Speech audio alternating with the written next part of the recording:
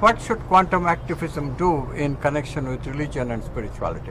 There is also an associated question, because we, in a sense, the new paradigm based on quantum physics and the primacy of consciousness has integrated science and spirituality. This brings up the question, in view of the fact that spirituality is scientific, do we even need religions today, which used to in the olden days teach us spirituality?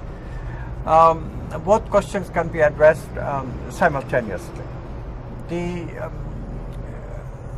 separation of church and state that democracy indeed accepts is the idea of secularism. We should keep church and state separate. It was very important in 18th and 19th century, where indeed one faction of religion could monopolize spiritual practices and spiritual explorations of all people.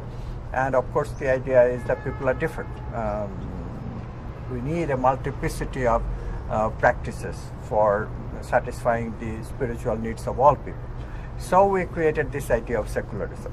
But eventually secularism itself became a barrier, because we cannot even teach things that are really spiritual and scientific, rather than religion and sectorial. Example is meditation. Example is prayer, which is non-sectarian. So the new science is telling us that we should modify this idea of secularism. We should still keep religion out of the affairs of state, and state should not sponsor any specific religion. That part of secularism is good, but we should introduce spirituality back into our educational systems, back into the systems of state, because that only subscribes to a scientific aspect of our being. We are spiritual being. We have an incentive towards investing into spiritual wholeness, happiness, holiness, and all that stuff. So this idea, a post-secularism, has to take shape. I also must say that look what is actually happening in the political scene because of these misunderstandings of spirituality and religion.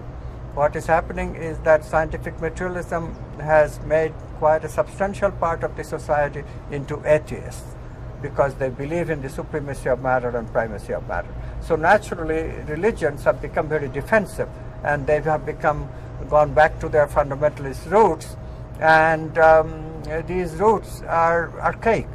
They often come with very archaic beliefs which are not only not scientifically tenable, but really hampers us from further evolution and growth. For example, the idea that God is separate from the world, dualism. Dualism is not a scientifically accepted idea, but dualism also prevents us from really using the idea of God, using the idea of that there is a causal force in our life that is not materially sourced and materially directed. If God is separate from us, then we cannot obviously use the causality that comes from God in our life with our own volition. The distinction of free will and God's will, human will and God's will, is a disastrous idea.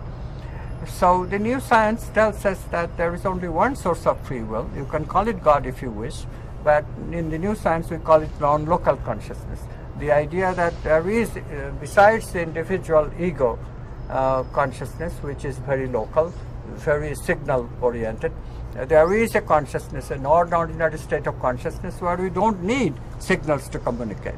We are interconnected already. And this is what spiritual traditions call God. We now can call it non-local consciousness. Non-local because it does not require any signal. So in this way, if we integrate both the ideas of scientific materialism, that matter is valid, which spiritual traditions ignore, and the idea of spirituality that spiritual traditions put up but scientists, materialist scientists ignore, if we can put them together, and we must, because that's what the new science is telling us, then that kind of integration can solve the problem of polarization that is affecting society in a major way, that is affecting all societies in such a way that 50% of the people rather prefer to be dualists and 50% rather prefer to be atheists and materialists, and both have become exclusive dogmas. The new science can integrate, it's inclusive, but who is going to hear? Because both sides are so polarized. And you have to use activism to unfreeze us from this very frozen situation, the complete polarization. I think this is the major task. This is one of the major tasks of quantum activism.